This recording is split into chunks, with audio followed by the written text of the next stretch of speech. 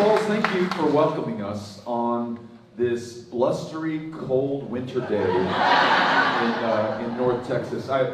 We started the day in Abilene. We had a meeting just like this last night in Abilene, and it was pretty toasty. And in fact, we made a joke about how hot it was inside, and at the governor's expense, because he asked us to all turn our thermostats up to 78 degrees. And in Abilene, they did us one better. They turned it up to 88 degrees. That's how hot it felt inside. So completely unprepared when I woke up this morning to go on my daily run, and it was cold. I was in my t-shirt and shorts, and I really needed a jacket. So it wasn't all the way prepared for it, but a beautiful drive on the way over here from Abilene. And I know you all feel this, and so I want to make sure that I say this out loud. We're all thinking about our friends and our fellow Texans in Abilene right now. They're going up against an historical wildfire, the Mesquite wildfire. It's only 25% contained. It's taken more than 20 homes so far. It's jumped some of the highways, and we had a chance to take dinner out to some of those volunteer firefighters last night who don't get paid to do this, have a regular day job, are out there 24 hours in some of these shifts battling this fire right now. So we're thinking about them right now. But the drive out from Abilene to here, just absolutely magnificent. I feel so lucky to be alive at this moment and to be in the state of Texas. And so grateful to you all for making some time to join us. We talk a lot about democracy in this great democracy. And sometimes because we use the word so often, it may lose its relevance or its impact or its urgency. But I want to spend a little bit of time talking about our democracy right now because you all are certainly part of it. Here you are, listening to a candidate who is trying to earn your vote for governor, the highest position of public trust in the state of Texas. He's going to talk a little bit, and then he's going to listen a whole lot to what you have to say. I'm going to turn this microphone back over to you so I get your ideas and your input and your voice as part of the conversation right here. But it's worth remembering that what we have in America, what we have in the state of Texas, is really extraordinary, very exceptional. You don't see this in other places around the world. You don't see this over the course of human history. Typically, it's strong men, sometimes strong women, who have held power over their countries. You do what they say, or you end up in the dungeon, or you lose your life, or other bad things are going to happen to you. The fact that we can peacefully, democratically resolve our differences in this country and come to consensus on the things that we want to do, it's pretty special. And meetings like this make it possible. So I'm just grateful that you all are here, especially at a time that this American democracy is under its greatest attack, at least in our lifetimes. You know, we think about the 6th of January of last year when the United States Capitol was under attack as our Congress members, Republicans and Democrats alike, sought to count the vote in the presidential election. We think about the new voting laws that we have here in the state of Texas that have made it harder than in any other state in the country, maybe harder than any other democracy on the planet, in which to cast your vote and to make sure that your voice was heard. Just 2 points to make this case. One is that in the primary election that we just had in March, 13% of the ballots cast were rejected. Now, it wasn't that 13% of the people who wanted to vote couldn't get out to the polls or weren't able to get their mail-in ballot application accepted or any of these other things. It was people who actually took the time to get out there and go vote. Their ballots were rejected right here in the state of Texas. The other point that I think helps make the case. A 95-year-old World War II veteran, this guy willing to lose his life for this country, to fight fascism overseas back in World War II, to defend democracy right here at home. He had his ballot by mail request rejected not once, but 3 times. And you can forgive the guy for not wanting to vote in person in the midst of a pandemic that has killed 87,000 of our fellow Texans, disproportionately those older Texans with underlying conditions. The guy wanted to and should have been able to vote from home. If anyone's earned the right to vote in this state, it is that guy and anyone else who's worn the uniform of this country, literally willing to lay down their lives for all of us. Swore an oath, not to a political party, not to a person in power, but to this Constitution and our democracy. So at this moment, that our way of life, our form of government, is under attack. The fact that we are all out here today participating in this democracy is no small thing, and I want to thank you for it. You know, Alan, who served 28 years in the United States Army for our country, again, willing to lay his life down and at a minimum put it on the line for all of us, part of that very small minority in this country's history who've been willing to serve in this way. He talked about the fact that I served on the House Armed Services Committee.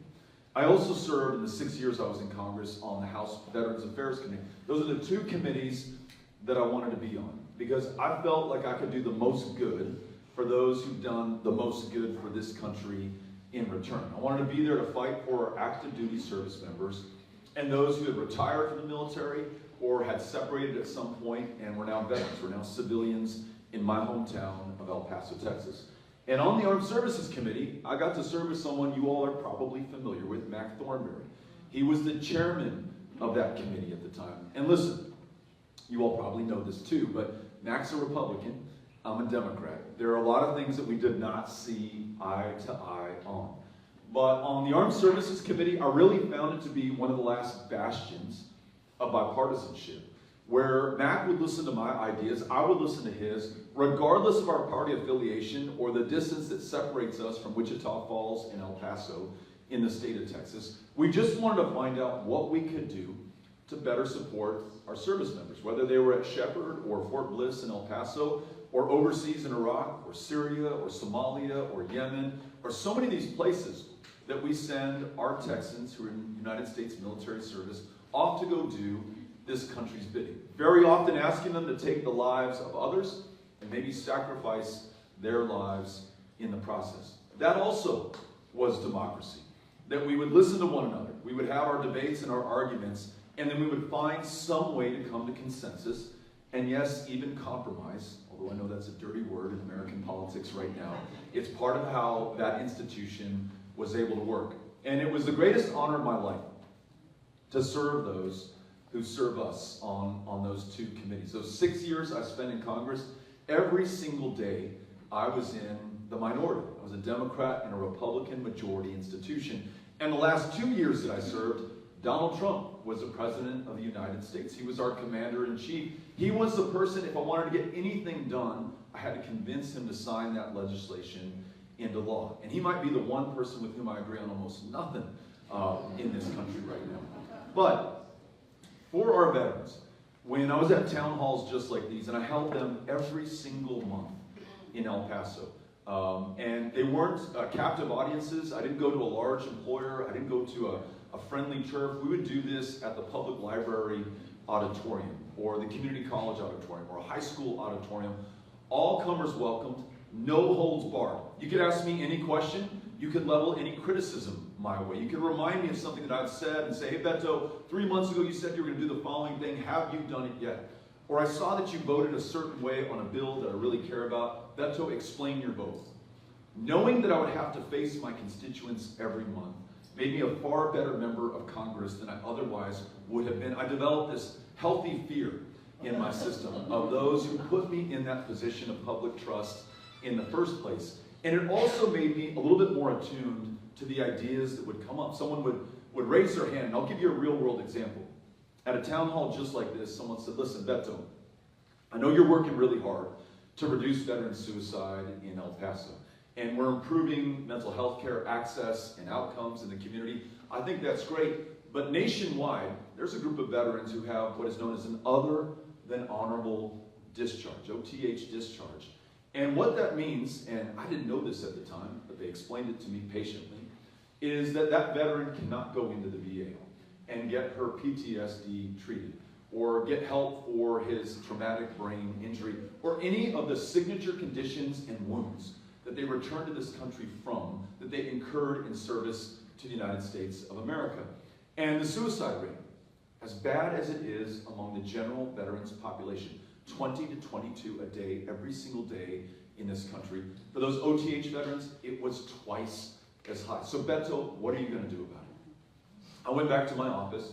We wrote a bill called the Honor Our Commitment Act that ensures that there's still going to be a consequence if you have an other than honorable discharge, but that consequence will not be your life. We're going to ensure that you can get access to a mental health care provider at a minimum at the VA. I wrote that bill, was really proud of it, but it was worth all the paper it was written on and nothing more if I couldn't get it passed. And fundamental to its prospects of passage was finding a Republican with whom I could get this thing done. But Mike Kaufman, the Republican that I reached out to from Colorado, who served on the Veterans Affairs Committee, he liked the idea behind the bill. He liked some of the ideas that I put into that bill, but he didn't like every single part of it, and he had some ideas of his own that he wanted to include. Now, at that point, I had a decision to make. Do I allow the perfect to become the enemy of the good? Do I go back to those veterans at town halls just like these and say, you know what? These Republicans just don't understand how to help veterans. In fact, I don't think they care about veterans. So just keep re-electing me. And sooner or later, I'll be in the majority. We'll be able to get this thing passed as written. Or do I accept his ideas and compromise a little bit and understand that some progress is better than none at all? Well, of course, that's what we decided to do. And Mike and I rewrote that bill together. We took it to the floor of the House of Representatives, and before Mac Thornberry and all of our 433 other colleagues, we made the case. We said, listen, it's going to cost us some money to be able to extend care to those who've been denied it before, but we should spare no expense for those who serve this country. And yes, there've got to be some consequences for your status of discharge, but we don't want to have the consequence be the fact that you lose your life in the process. We were able to answer all the questions and concerns from our colleagues, and we got that bill passed 435 to 0 in the House of Representatives. Every Republican, every Democrat voted for it. We got it passed in the Senate. Donald J. Trump signed that into law. We're now able to connect more veterans, including those who have an other than honorable discharge, with that mental health care help that they need. Listen, it doesn't solve all of the access issues that we have in the VA, that is for sure. That's been made very, very clear to me in the years since its passage. But it did allow us to make some progress, and it does demonstrate, as badly fractured and polarized as this country is right now, and as this state is, we can still find a way to come together. We can still find that common ground. And we need to keep that in mind, because I think the question in the back of all of our minds is, look, what if we win this election? And what if we're working with a Republican majority legislature? Are we going to be able to get anything done for the people of Texas? Are we going to be able to expand Medicaid or have the backs of our public school educators and pay them enough not to work a second job? Are we going to be able to create better jobs in our communities that pay more and add the purpose and function to the lives of those who've been denied it for too long? Those are three ideas that I think we can find common ground with Republicans on. And I'm going to bring that same attitude and approach to leadership. Work with anyone, anytime, anywhere to move this state forward. We've done it before, and I think we can do it again. Here are three ideas that I want to leave you with. And then again, we're going to turn the microphone over to you. Cynthia, who's over here to your left, as you raise your hand, she'll bring the mic over to you. We'll get you into the conversation. But I want to share three things that I've heard from veterans across the state of Texas as I have listened to them. Three things that can improve the quality of life for those who choose this state. Maybe they weren't from Texas in the first place. They were stationed at Shepherd. They love Wichita Falls. They want to put their roots down here, raise their family. Here's how we can do better by and for them. First idea. In Texas, as Alan mentioned, we have thousands of veterans who do not have a roof over their head, who on this chilly day woke up under the sky, under a bridge, without a home, without a consistent place to call their own, without an address that they can tell a prospective employer that they could send a paycheck to, probably wearing the same soiled clothes that they've had on for this whole week. Not tens, not hundreds, but thousands of veterans who fit that description right now in this state that does not lack for resources. We're the 9th largest economy on the planet, and we are in the wealthiest country the world has ever known. This is just a failure of political will. So once in office, here's what I propose that we do together. One, we need more homes and housing and apartments in the state of Texas generally, and specifically we need them for veterans. There's a federal program called the HUD-VASH voucher program that will pay for housing and homes for veterans if the stock exists in our communities, which it does not today.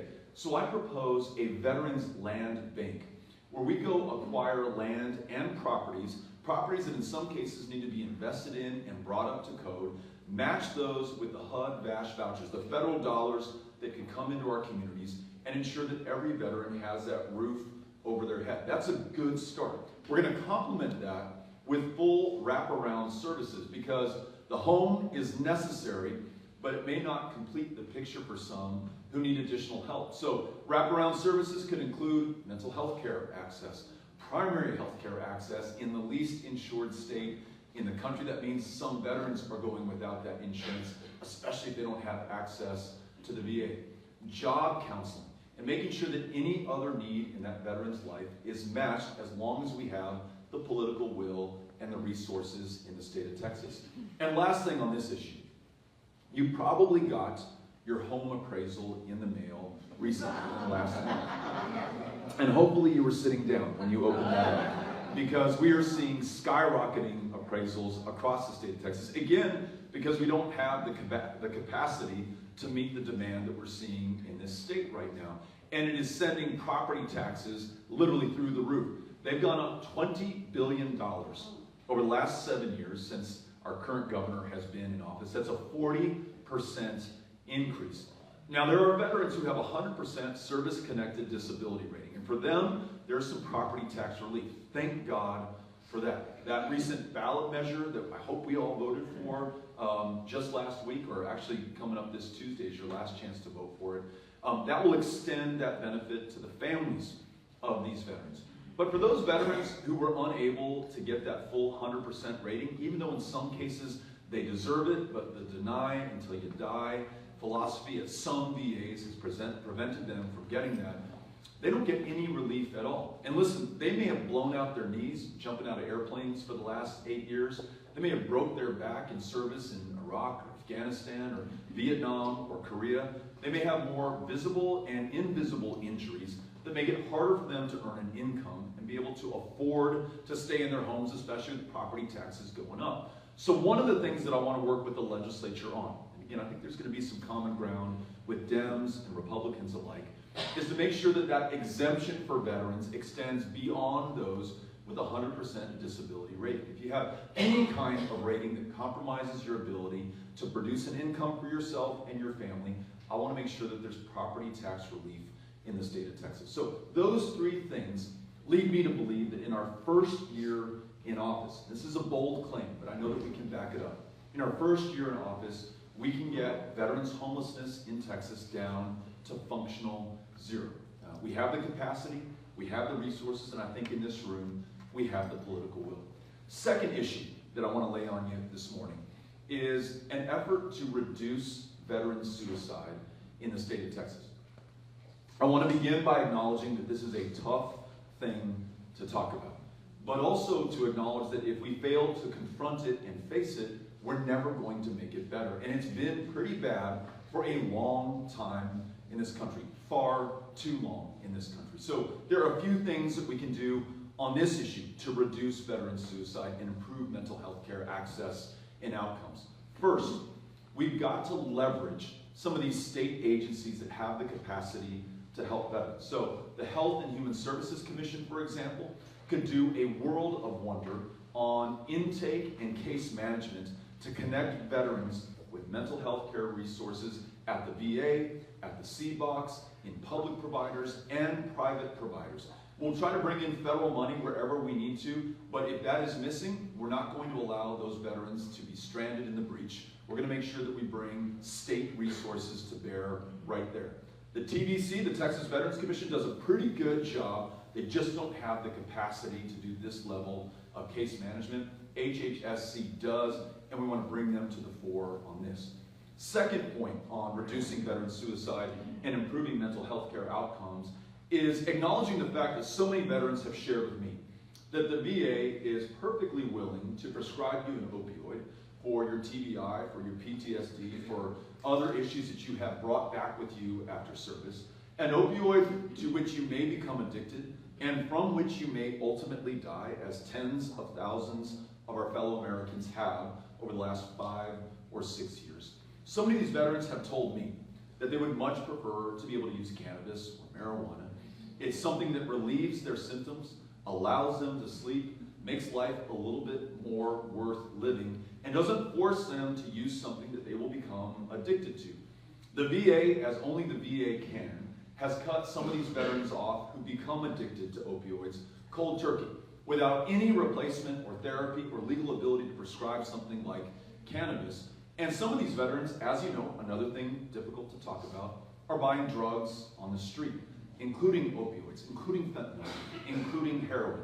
We don't want to put any veteran in that position, one, because they may die, and that's our responsibility to help them out, and two, because if they get arrested, because they're now viewed as a criminal in the eyes of the law, they're now going to have a conviction on their record, making it much harder for them going forward to be successful in life. Legalizing cannabis, or at a minimum, extending the compassionate use program to cover every single veteran in the state of Texas, is a good step forward. Last thing on this, if that veteran has purchased drugs on the street, for example, and does get arrested, we don't want them going to prison. We want them going to a veterans court. There are about 25 of these in the state of Texas. It's a diversionary program that prevents that veteran from going to jail and then going to prison. Instead, gets them into a treatment program, gets them some mental health care access, gets them back on their feet. Very often those veterans courts are presided over by a judge who himself or herself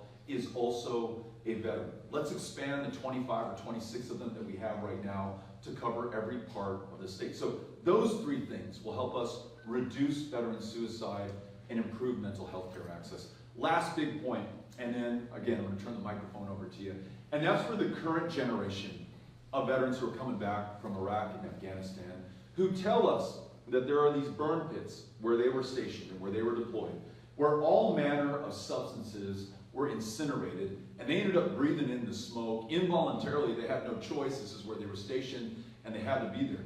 What's burned in these burn pits? It's garbage, it's trash, it's plastics. Sometimes it's human waste and body parts.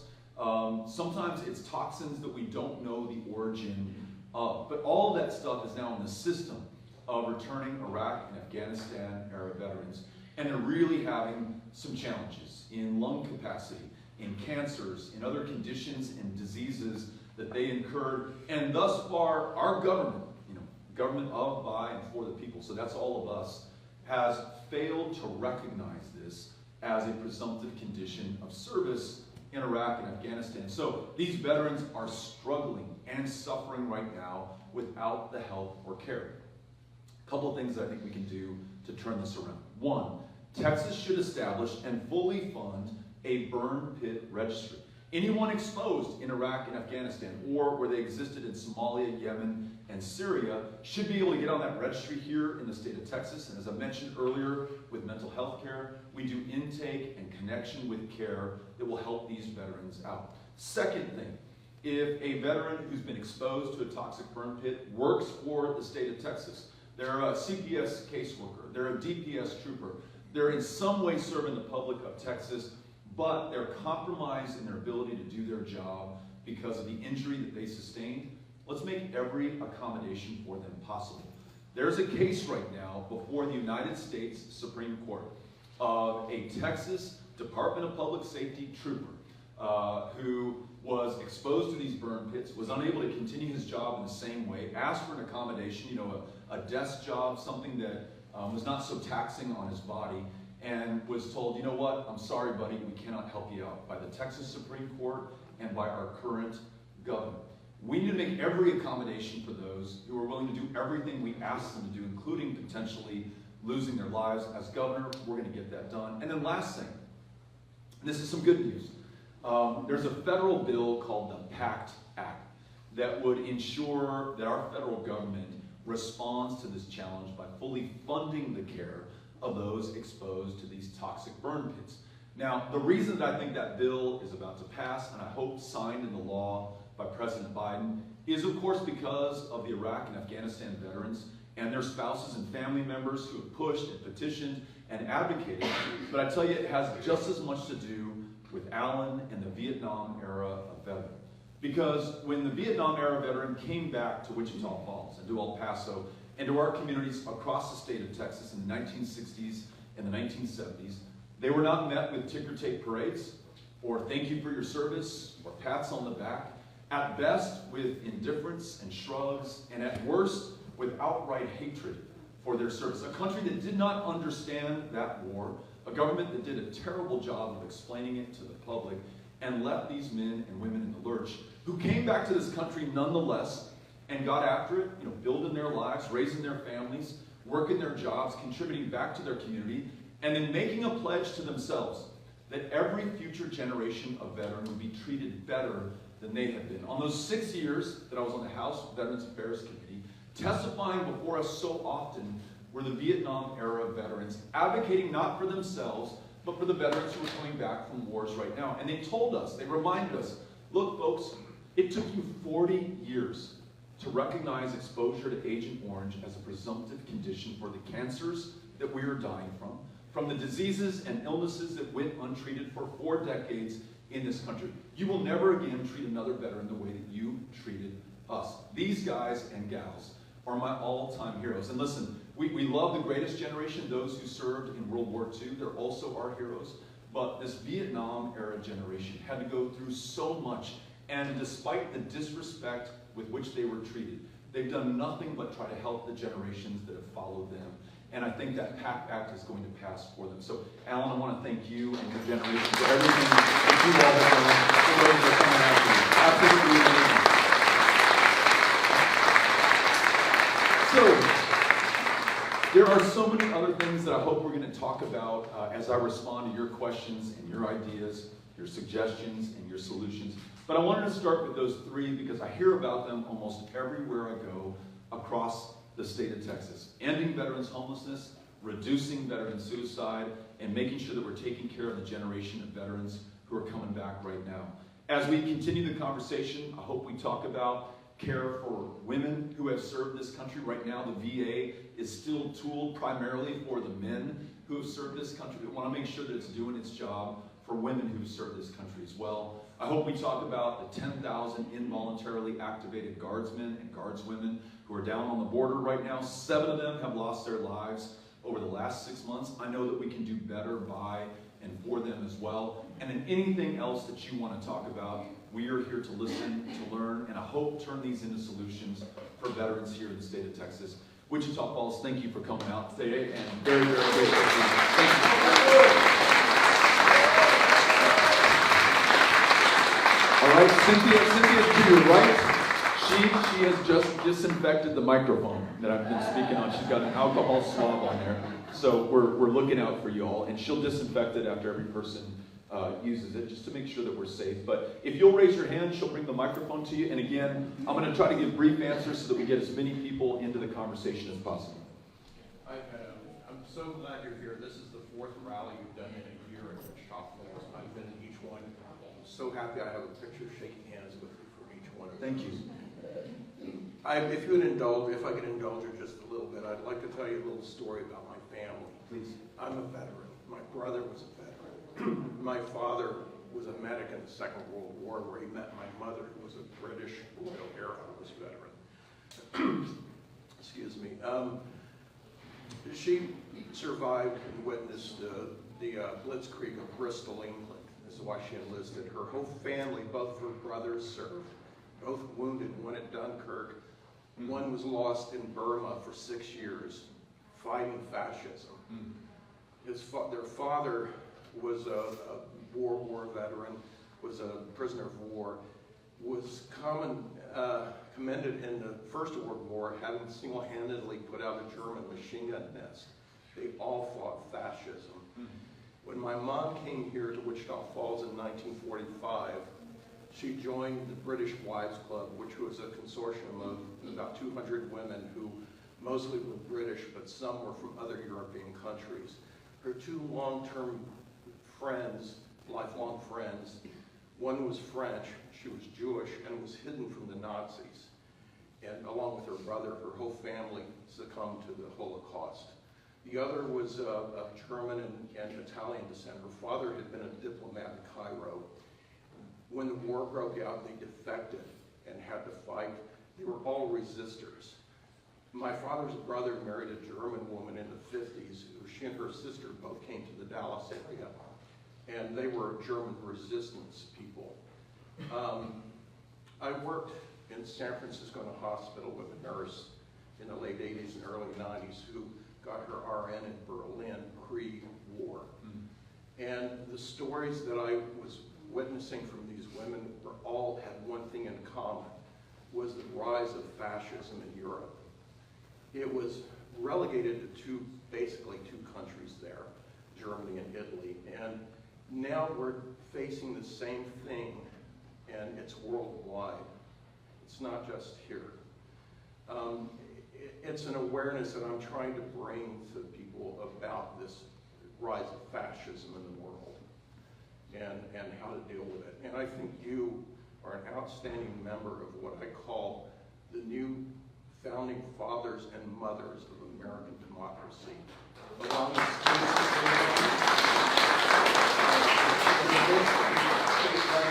I think her name is Morrow. I might have that wrong. There's so many of them who are standing up, young Americans who are standing up against this. And I can't tell you how much I appreciate it. You are leaders and saviors of our democracy here and worldwide. And I appreciate it so much. Thank you. One real quick question. My real question here is, next time Ted Cruz leaves the country, would you initiate a no-fly zone? That's good.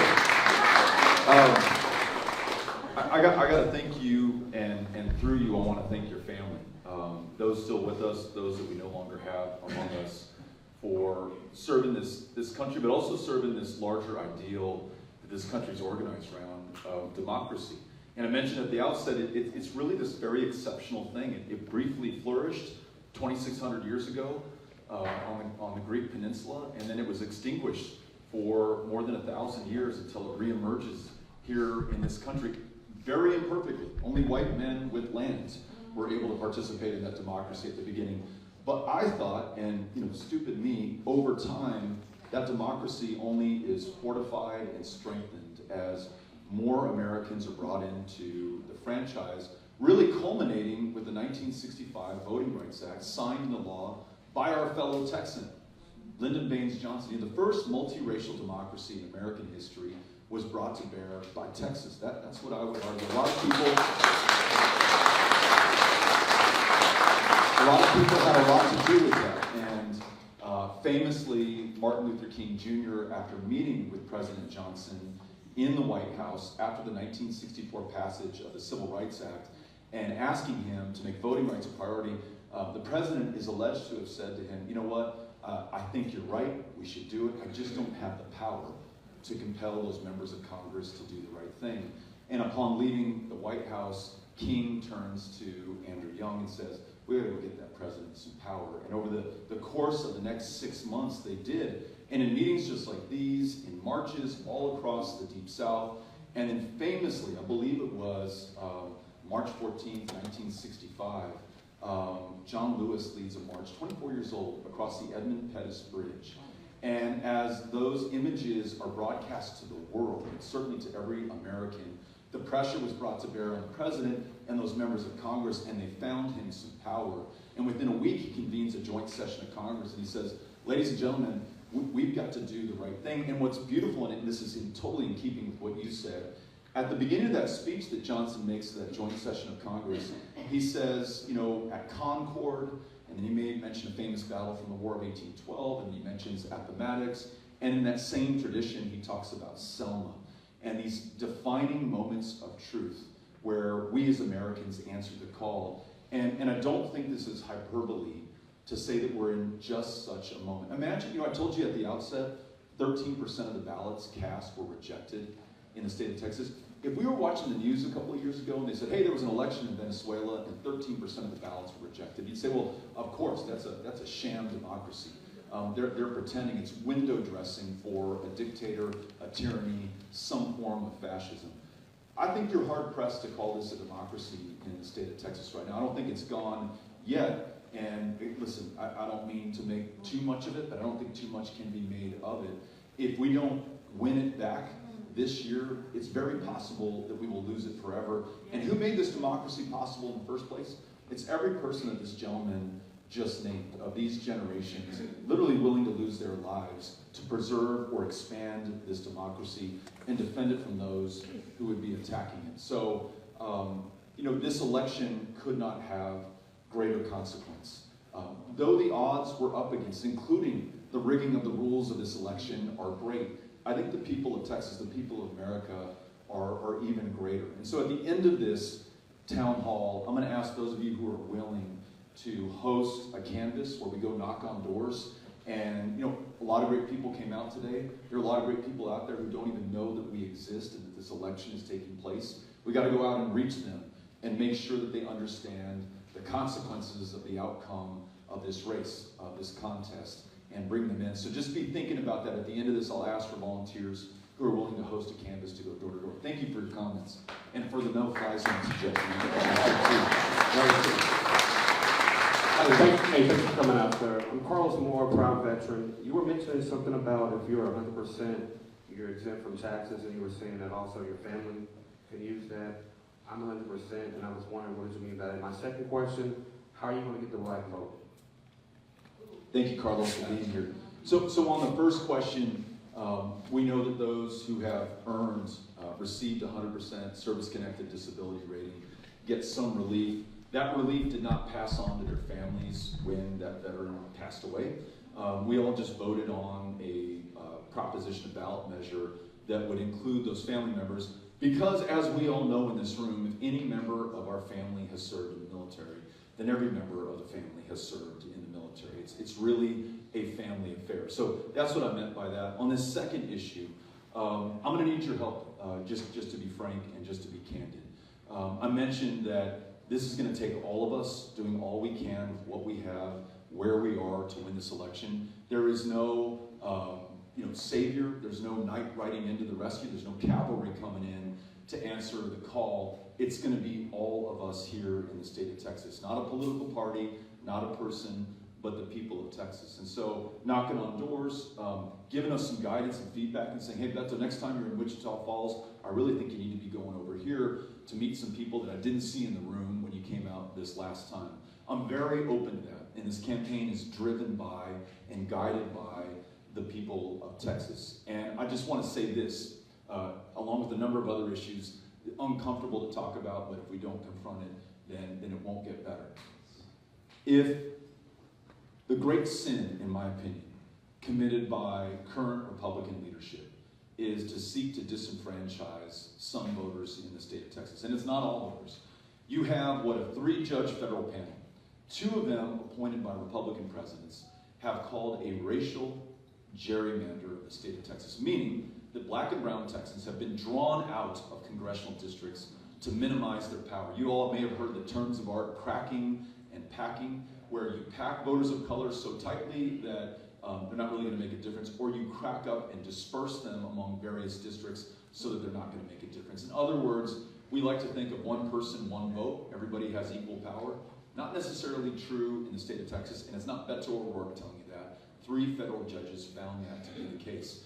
If Republicans have sought to disenfranchise voters of color, specifically black voters in the state of Texas, and that's been the case for quite some time, then the great sin committed by Democrats is to take those same voters for granted and to assume that if you're black or if you're brown and you live in the state of Texas, well, by God, you're going to vote for us. And why should I bother to listen to you or to engage in a conversation? I can already bank on your vote.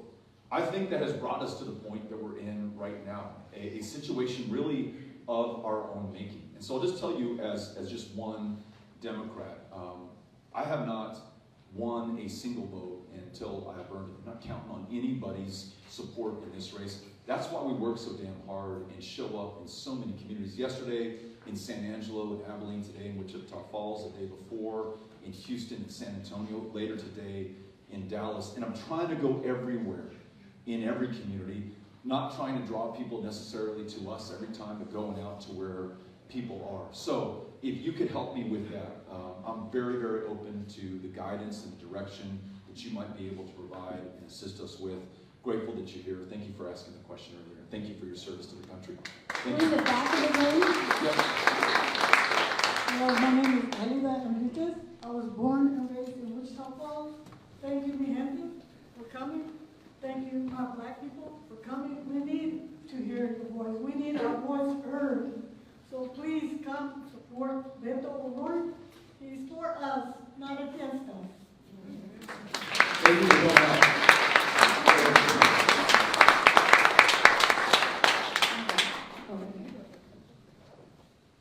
Hi, Mr. O'Rourke, thank you for coming out here.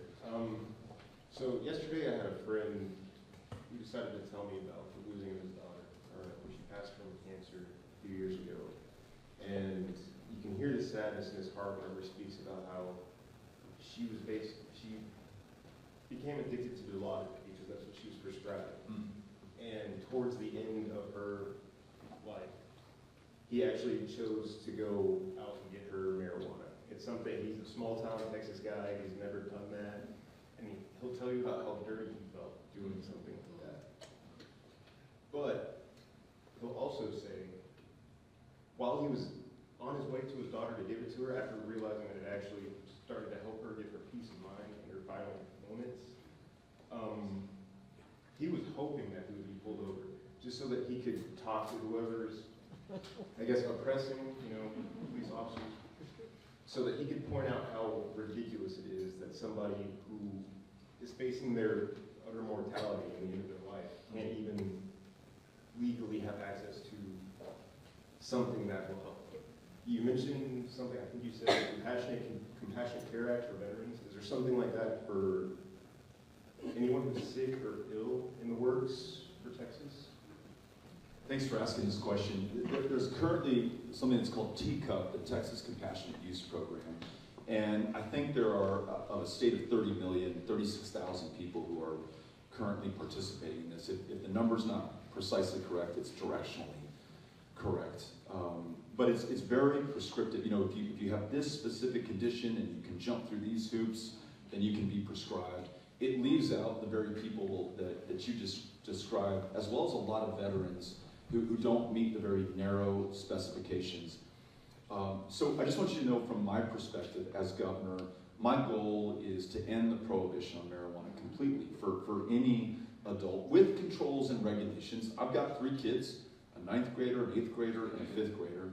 Those are the fastest growing markets, by the way, for marijuana in the state of Texas right now, because these kids are completely defenseless against a black market that does not ID, doesn't care how old you are, as long as you have the money and you're willing to pay, they will sell it to you. And my 15-year-old and my 13-year-old can tell you that they've got classmates who are doing this kind of stuff right now. I'm very concerned as a parent about that. We do a far better job of keeping cigarettes away from these kids, in part because it's a controlled, regulated product that you have to ID for when you go into that 7-Eleven or that Stripes or that convenience store. In addition, we're spending $500 million a year locking people up, like the father of this woman, if he had been pulled over and arrested, for possession of a substance that is legal in most of the states of this country and most of the developed world right now. We're also losing out on about $500 million if we have taxed the regulated and controlled sale of marijuana. And again, uncomfortable to bring up, but Anglo-Texans, Hispanic Texans, African-American Texans, all use marijuana at roughly the same rate. But disproportionately is black and brown Texans who are stopped, who are frisked, who are incarcerated, who upon release have to check a box on every employment application form saying, I've got this conviction, who no longer qualify for student loans. So literally, their future is in some ways narrowed, if not foreclosed, because of having this substance on their person. Some people want to do it recreationally, and I don't judge, and I'm not advocating for it. But some people literally need it. Folks who are at end of life, folks with fibromyalgia, folks with glaucoma, folks with a variety of conditions who don't want to be hooked on prescription drugs that they may not be able to afford in the first place. This is the right thing to do. So I'm an advocate for completely ending the prohibition of marijuana. But if we have to go somewhere short of that, I mentioned not allowing the perfect to become the enemy of the good and making some progress, looking for consensus, even if we can't get our version of the ideal, then really expanding teacup to include not just those with these very specific conditions, but anyone who medically would be helped by having legal marijuana in the country. Thanks for asking the question.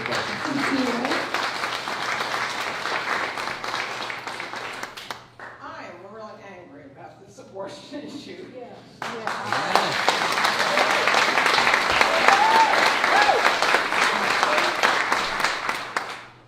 Our governor has regressed to the 50s and before that.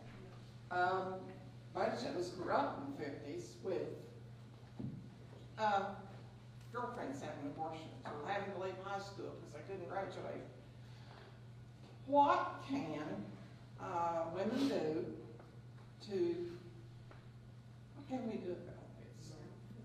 I know you have a plan, I'm sure you do.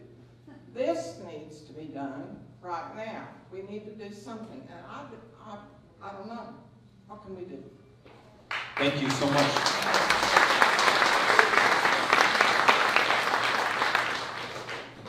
And just to make sure everyone's fully up to speed, you probably know about the 6-week abortion ban that's already on the books and being enforced through a novel mechanism that allows any bounty hunter in the United States of America to try to cash in on a $10,000 bounty on anyone who assists any woman in making her own private health care decisions about her body, her future, and her health care.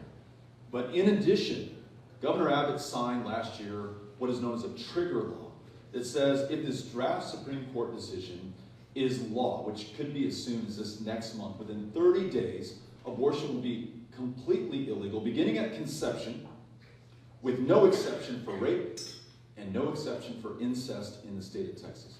Now, not only does that fly in the face of half a century of United States law and precedent and our interpretation and understanding of this Constitution that every woman and man in uniform has served an oath to protect and defend, but it will further exacerbate a maternal mortality crisis that we have right here in Texas that is 3 times as deadly for black women in this state. We're losing women in Texas faster than almost any other place in America, almost any other place in the world. How are these two things connected? When for the last 10 years, reproductive health care has been under attack in the state of Texas, and all these family planning centers have closed, not only is it harder to get a constitutionally protected abortion in the state of Texas, it becomes almost impossible in some underserved communities to get a cervical cancer screening or any family planning help, or to see a doctor or provider at all in the least insured state in the country. And women, more than anyone else, are paying the price for this. The question is, what can the women and the people of the state of Texas do about this? It's worth remembering that in '72, the year before Roe versus Wade, abortion was illegal in the state of Texas. And it was not someone from outside of the state of Texas who helped women within the state of Texas to win that right. But Jane Roe, of Roe versus Wade, was from the state of Texas, as were both of her attorneys, Sarah Weddington from nearby Abilene, Texas, and Linda Coffey, who today lives in Dallas, Texas. These 3 women pled that case before an all-male United States Supreme Court, and they won that right for other Texas women and women across the country. So listen, as I said with voting rights earlier, the solution is here within this state, and particularly with the women of this state. You said you don't want to wait for this election. I mean, this election is a big part of this, right? Winning political power allows us to overcome and overturn these attacks on women. But what can we do right now? Here's one idea. I happened to be in San Antonio a few weeks ago. We were just there 2 days ago, but a few weeks ago I met the DA in San Antonio. And this guy was on the front page of the Express News because he said, whatever law is passed by Abbott or signed into law by Abbott, I'm not going to enforce it here in San Antonio and Barrett County. I'm not going to prosecute women for their constitutional right, because what it will do if I do that is it will send women into the shadows, into the back alleys. We will see more deaths. As every person knows, outlawing abortion will not end abortion. Abortions will just become much more dangerous and deadly. They will still take place in the state of Texas. This guy has a conscience, and he has the courage of his convictions.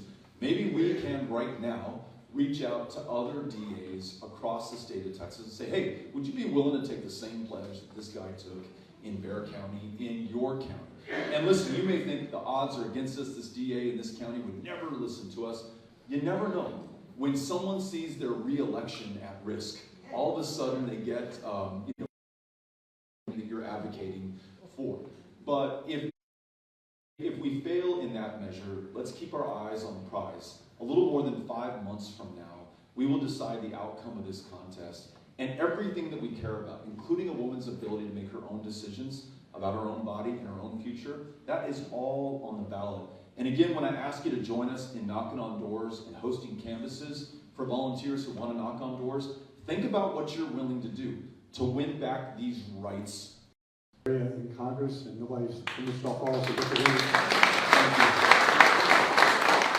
And we have a carpetbagger currently holding this position in Congress, and he's not fit either as a physician or as a supporter of the Constitution, in my opinion. We'd like to have some stay behind, have some, like to have folks sign up, especially as men talking about fascism, to be able to connect with other veterans before you leave. And so we've got Rosie and some other folks to help us gather information. You're just one of the most articulate fellows I've ever heard to articulate. I was privileged to watch the civil rights passage and the voting rights passage because I was a documentarian page sitting on the rostrum when those historic pieces of legislation were done. And you're right, it was Lyndon Johnson who did it. And I'm just so happy you're here. If everybody wants to volunteer for helping Kathleen Brown to get back to Congress, please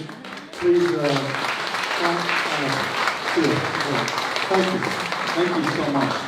Thank you all. And thank you for the way in which you put it. I mean, these elections in this democracy are really the last best hope of peacefully deciding the future. We saw from Buffalo, we saw from El Paso, Texas in 2019, when people no longer believe in the peaceful transfer of power or in the ability to freely and fairly choose those who represent us at the ballot box, they pick up the AK-47 and the AR-15, and they attack those who they fear will, quote-unquote, replace them in this country. This is political terrorism that is taking place in our country. And, you know, the gentleman mentioned Ted Cruz earlier, you mentioned Ronnie Jackson right now. The fact that elected representatives would deny the will of the people and not acknowledge a legitimately, lawfully decided outcome of a presidential election or any other contest, that is almost as dangerous as those who pick up those weapons, because in fact, it inspires those who pick up those weapons. Let me just give you one quick story to make sure that you know that I walk the talk. We know you do. I still want to tell the story.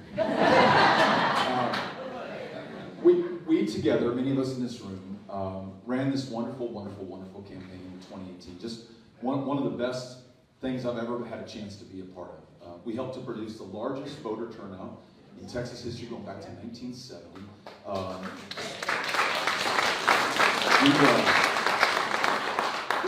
We also helped a lot of other candidates, appellate court judge candidates, county commissioners, members of Congress, state reps. 12 new state reps were elected. It was really a sea change in the state of Texas, absolutely transformative. But as you know, we did not win our race. We came really, really, really close, but we didn't win the race. So let me just tell you this by way of example and contrast to the folks that we're talking about right now. I campaigned my tail off. You all got sick of me. I showed up so many times in Wichita Falls in 2018. And tell me the last time a statewide Democrat showed up that many times here, right? We were doing that everywhere across the state. I flew home the night before that election and then woke up early that morning and campaigned all over El Paso County. We campaigned until like 15 or 20 minutes after 7 p.m. because there were still folks in line, and we wanted to be out there to encourage them, stay in that line, make sure that your vote is counted. Came home with my wife, Amy, and members of our campaign team, including, I think, Cynthia and Chris were at the house with us, along with Jody and David. And we watched the returns. And pretty soon, far too soon for my taste, it became apparent that we were not going to win this contest. Just mathematically, there were still votes to be counted, but we weren't going to win. And so here's what I did. I picked up my cell phone, and I dialed Senator Ted Cruz. And he answered. I said, Senator Cruz, you have won. You have won another term. You're going to be our senator. Congratulations. This was a hard-fought campaign. If there's anything that I can do for you, you're our senator, so your success is our success as a state. Please just let me know. I was still a member of Congress at the time. Let me know how we can work together going forward. He said, thank you very much, Beto. He went out and he gave his victory speech, and I went out and gave my concession speech. For 246 years, that's the way that this has worked in this country. We recognize the rightful victor, and the loser concedes, and we go on. The first time in our nation's history that it's really been tested was in 2020, and then in 2021 on January 6th. Now that's those who provoked that insurrection, but on us is how we choose to respond. That's going to define us forever. And I've got this history book test in my head, and the test is when they're reading about us, the people of 2022, 50 years from now, 100 years from now in the history books, and there was insurrection and mass shootings in Buffalo and in El Paso, and political terrorism, and millions of people denying the outcome because Ted Cruz and Ronnie Jackson and others told them to deny the outcome. And those folks can be forgiven for trusting people in positions of leadership and public trust, very powerful men in this country. How did we, the people of Texas, respond? And I want, at the end of that chapter, for those kids of the future to read that we won this election. We won back political power, and we got this country back on the right track. Are you all with me on this? Because it's going to be all of us to get this done. Thank you. This is going to be our last question, but before we take the question, we will stay for a little bit after to say hi and take a picture if you'd like. On your left, Beto's right side of the room, we're going to line up, and then Beto will be where he is, and we'll be able to stay for a little bit if you'd like. And we'll also ask, just after this last question, for anybody who wants to host a canvas, we want everybody in the room to volunteer. I hope that is the ante to the election. But we also need hosts who people can rally around. And our volunteer who's at the back. Julie right here. Julie, who's holding up that clipboard. If you want to host a canvas, and all that means. Tell us what that means. Yes, let me explain what hosting, because that sounds maybe intimidating. All we're asking for from hosts is when you sign up to be a host, then people can converge at the park across the street from your house, at the coffee shop down the block, at your favorite bar downtown. You just become the rally point where people can meet. And we talk you through a little bit about how these canvases work, but it's not rocket science. It's as old as democracy itself. It's just a list of names of likely voters whose doors we knock on. We introduce ourselves to them. We say, hey, my name is Beto O'Rourke. I showed up today because there's a very important election in November. I want to tell you why I'm voting, and I want to listen to you about what you're interested in and gain a commitment from them to vote in the next election. That's it. And we record the answer on a little form, and then we move forward. That's what canvassing is. That's what hosting a canvas is. And our volunteers will walk you through this entire process. It is super easy. And just so that you know you're in good company, 70,000 of our fellow Texans in meetings just like these have signed up to canvass or host canvases so far. That's how we're going to win this thing. So it's super, super important. Okay, Ms. Cano, last question. Here we go. I love this T-shirt, Wu-Tang Land. Yeah. Thank you. Okay, I know that you're all for the prohibition, ending the prohibition on marijuana, which is amazing. But I had two questions. One, would you be clearing all marijuana arrests county and state? And also, would you have a program in place that would prioritize the permits for especially people of color who have been affected more often by these arrests and by the by stopping, being pulled over all the time just for no reason or anything like that? People of color or people who have had their arrests cleared, would you be prioritizing their permits to be either growers or shop owners or anything like that within the system? Great question. And as I wind myself up to an answer, let me tell you just one super, super quick story. What's the name of the burrito shop, Connell? Sevi's. So I didn't know they could make burritos that big. They're not that big in El Paso. They're huge here. Now, I think it was the first time we were in Wichita Falls, and I was with Cynthia and David Wysong, one of our campaign managers at the time, along with Jody. And we had a big burrito, and then we just went and knocked on doors in the Vitaville. Is that what it's called, the Vitaville neighborhood? And we were knocking on doors, and we didn't have a walk list. You know, we didn't know who was a likely voter or not. We were just going in blind. And Cynthia can attest to this. I would say 3 out of 4 doors we knocked on, the person said, you know what, you're out of luck, Beto. I have a conviction on my record, or I'm still on paper. And I didn't know enough at the time that once you're off paper, even if you have a conviction on your record, you can get your voting rights restored. I wasn't smart enough at the time, and so, and these folks had not been told that they could have their voting rights back once they were off paper. But 3 out of 4 said, I'm sorry, I've got this arrest, this conviction, I can't vote, you're wasting your time knocking on this door. And then they would say, you know, by the 15th, 20th door, folks started saying, you know what, you probably should stop knocking in this neighborhood, you're not gonna find a lot of voters. So we started to ask people, what's going on? Why are we meeting so many people in this neighborhood who cannot vote? And almost to a person, it was marijuana convictions, and it explained the billboards that I saw driving into Wichita Falls, as the Got Weed billboards for an attorney who tries to help you if you have a marijuana arrest. I don't see these anywhere else in Texas. For some reason at the time, and maybe it's no longer the case, local police were prioritizing marijuana arrests, and they were prioritizing them in certain neighborhoods, the ones that you just described. So I just want to share with you all why I'm a big believer in the expungement of arrest records and convictions for marijuana, especially for possession. You don't want that hanging on your record for the rest of your life. You don't want it complicating your ability to vote. You don't want it to be on the employment application form where you have to check that box. You don't want it to preclude you from that student loan. I don't know, because I'm happily married for 17 years, but I don't know if on Tinder or Bumble or any of these dating sites you have to say that you have a conviction. But if you do, you may not get a date. Although maybe some people are into that. So I do think we need to expunge county and state marijuana arrest records, especially because of who was targeted and profiled for arrest historically in the state of Texas. And then going forward, you know, you're talking about this restorative justice idea where the communities most harmed should be prioritized as we change our laws. And there are some communities around the country where marijuana has made legal, where they figured this out. Let's learn from them and make sure that those who bore the brunt of a very unjust, unwise policy are first in line to be able to benefit from the ability to sell this legally in a regulated and controlled way. So I like those 2 ideas. Thank you for bringing them up, and I support them. Thank you very much. Thank you.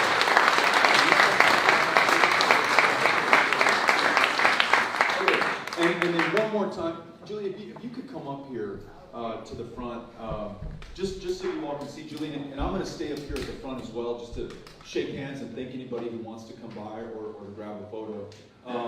But our volunteer Julie right here is really happy to sign you up, either to volunteer or to host volunteers, again, at your local park or bar, coffee shop, or house, and then we go out and we knock on doors together. So please, if you're willing to take this on, please sign up with us today. And thank you all for coming out. This was a really great meeting.